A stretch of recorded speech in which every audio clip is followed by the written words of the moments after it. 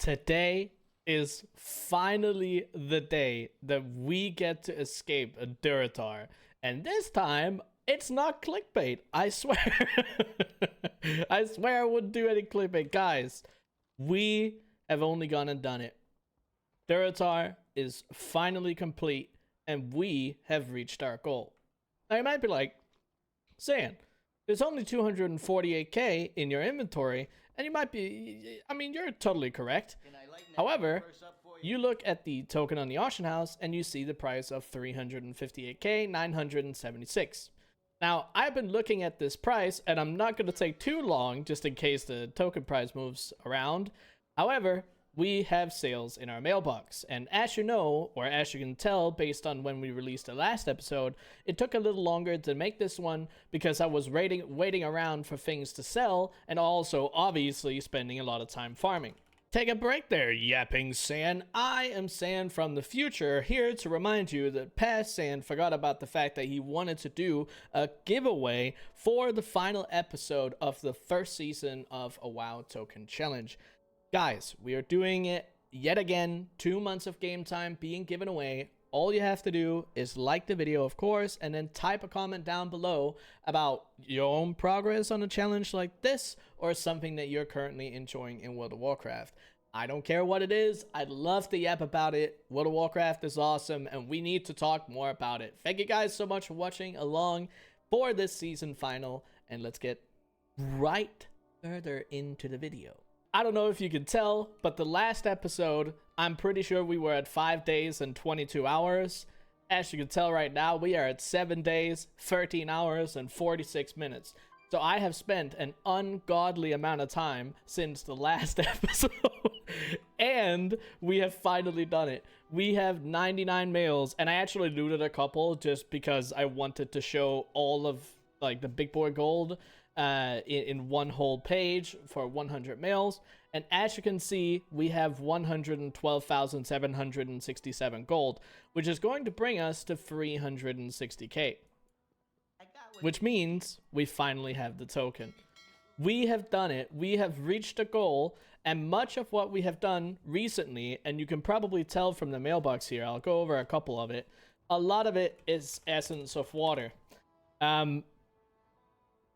As you could maybe hear if you watched the last episode, that farm changed something in my mind, and I decided that I was going to spend the rest of this challenge, at least in Durotar, on essence of water, because the gold per hour on that farm and how easy it was to do while also watching something else was amazing. So therefore, that's what I wanted to do, and you can see that 90,000 of that gold comes straight from essence of water.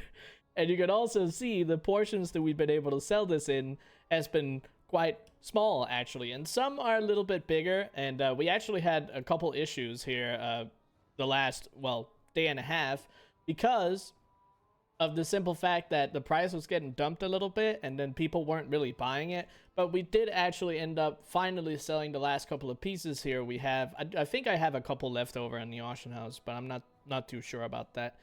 Either way, you can also see that we have a bunch of white and gray pieces of transmog sales here. It's really low prices. You can see a couple hundred gold, maybe 50 to 100 gold. Nothing crazy. But I decided that I wanted to, well, get rid of a lot of stock on the auction house because we're leaving the zone anyway. You can see I dumped a whole bunch of stuff here because one thing that I have decided to do, and I'll just go ahead and loot this, and then we can buy the token so it doesn't run away from us. One thing that I have decided to do for this challenge, because now that we're done with Durotar, we are going to be moving into a new zone. One thing that I've decided to do is all of the stuff that we currently have in the auction house, I will be getting rid of it, okay? We have finally bought the token. There it is. It's wonderful. We did it. All of this stuff on the auction house, unless it sells on this last post, I will be getting rid of it. When we move into the new zone, I don't want to have all this stuff that we have here mixed up with all of the new stuff that we have farmed. I want it to be very easy for me to understand, also for you guys to understand what we actually have in the new zone, and that also makes it a little bit fair so we don't make any potential extra gold for something we have laying around. Now, we do have a little bit of gold laying here, we have 2,553 gold. I'm actually I'm actually gonna send what 2,500 of this to my main. I'm gonna do that so we start out at pretty much no gold. I'm gonna leave a couple of gold for myself so I can post stuff on the auction house on our first posting session when we move into the new zone. But for the people that are interested, I wanted to go over a little bit of what we have done for gold. Now, we did actually get a decent amount of raw gold from farming Ragefire Chasm and obviously our open world farms, but I wanted to go over what we actually got in terms of the sales for, you know, well, some of the better sales anyway, because going through every single one, as you can see, we have 55,240 different items sold, and you can tell that, you know, we have 334,000, which is a little bit away from the gold. That's because the rest of it is raw gold, which this can't really find. It doesn't track that, which is a little sad, but it is what it is. But again, here we are. We're looking at, you know, you can actually see that we were able to sell some of these white items for a considerable amount of gold. You can see a lot of this stuff for 1,000 gold sold, and then we also had one green here for 2k. And it's actually kind of crazy to me that we didn't have more of these items sell for higher prices, but it just didn't happen. It is because it's Durotar. I mean, there's really nothing else to it, and we can't get around that in any way. But still, being able to sell these for a couple of these for multiple thousands or just 1,000 gold, absolutely amazing. Then we also sold gateway control shards. We actually ended up selling 29 of these for an average of 341 gold, which is about a 200 gold profit per. So we made about 6k on that, which is awesome for a vendor item. And then, as you can tell, we sold some more of these white items for, you know, in the 5 to 700 range. Really awesome. Then we have some more around the 500 range. And then we get into greens, and then you can see a bunch of the gateway control shards here. And then we actually have the essence of water. And I also think when we get down into this, we're getting down into the material range. And as you can see, there's a lot of different materials here. We went all over the place. We sold copper bars, we sold copper ore, greater eternal essences, rich illusion dust, linen cloth, all of the herbs. We went for engineering, handful of copper bolts. We did some alabaster pigments as well from milling. Did a bunch of disenchanting, as you can see. We were all over the place. We actually also went into a couple of the other professions, crafting professions, to see if we could get anything that was worth anything. But not really. I mean, there was a couple crafted transmog pieces in places like tailoring and blacksmithing. We actually did use tailoring to our advantage for disenchanting, which was nice, but still, I mean, we used an ungodly amount of time on this stuff. And the next zone that we get into, hopefully it's a little better than Durotar. I have big hopes because of the zone that we're moving into. But again, it goes to show what you guys can see that we actually spend our time on. It's a ridiculous thing to actually take a look at, and I can't quite believe it when I look at it.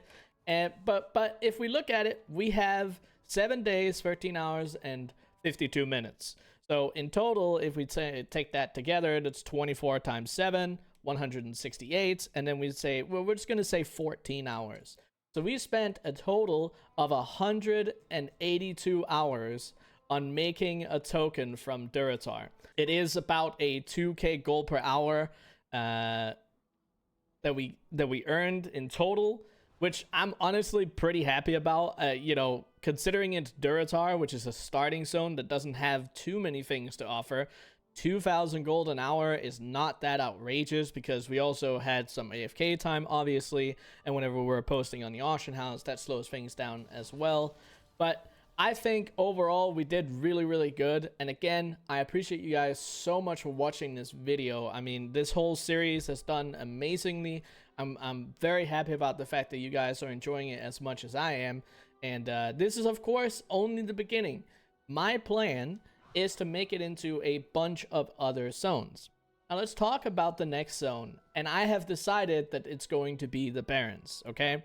I've decided that it's going to be the Barrens because when we start in Durotar, the only other zones that lay up to it, you would have to pass through Ogrimmar. And we did open up Ogrimmar for the purposes of the auction house, and we also did it for the purposes of Ragefire Chasm. But I think, both for nostalgic reasons, but also because of the fact that if you move into another zone from Durotar itself, if you don't count Ogrimmar, the only one that you can get to, unless you cross like crazy waters or a big old mountain, is Barrens. So, because of that, I'm gonna pick Barrens. And there's also the other reason, and that's because if we move into the Barrens, we have so many different ways that we can go. We have every possible option. We can go south, we can go west, we can go north, we can even go northeast a little bit. So I think it's a good place to start. And Barrens also has a lot of different things to offer. So I think it'll be a great time for myself and hopefully also for you guys to follow along in the challenge of earning a token in the Barrens. But this is a big old yapping session. We finally did it. And thank you guys so much for watching this first part of this series. I call it Season 1 because the Barrens will be its own thing. We're going to start back from Episode 1 for the Barrens. And then as we go on and continue into a new zone after the Barrens, well, then that'll be Season 3. So the Barrens will be Season 2. I hope you guys are going to come along for the journey as you watch a couple of sales trickle in here. Thank you guys so much for watching, and I'll see you on the next one.